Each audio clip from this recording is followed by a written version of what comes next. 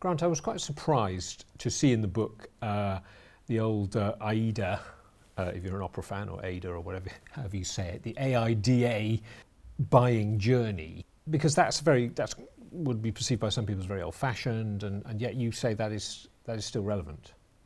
Yeah, so one of the things that I find quite frustrating is you read a lot of literature about selling today, and people will say the buying journey is no longer linear. And what they mean by that is that people are no longer sort of going through a definite journey. You know, they ring up a company, meet the salesperson, get the proposal, discuss it and make a decision. That's what they mean by linear.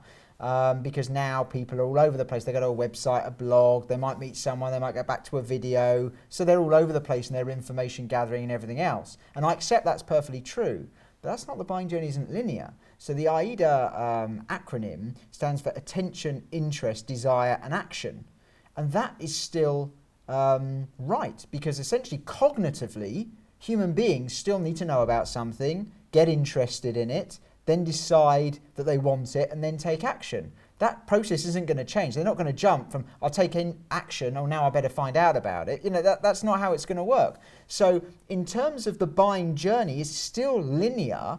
Where it goes wrong, and I say this in the book, is though AIDA is still right as to understand the cognitive buying journey, being tied to the traditional sales funnel is not correct, because the traditional sales funnel itself is now irrelevant.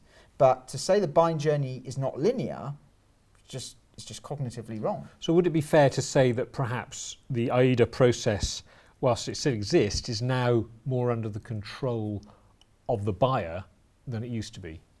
Absolutely. Well, what I would say is this. I suppose because it's a cognitive process and a mindset of the buyer, and it's them, it was always in their control. But what the difference is, it was easy for a salesperson to track. Because in a world where a customer didn't have a lot of access to information, of course, the customer relied on the salespeople with whom they were interacting to take them through the journey.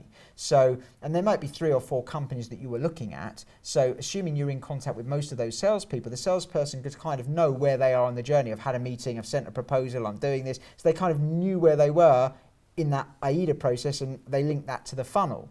Today, yes, the challenge is the customer's in control. So even when they meet a salesperson, they then may go back, look at videos, interact with others, sign up for somebody else's webinar. It's very hard, or much more difficult, for a salesperson to understand where they are cognitively in that process.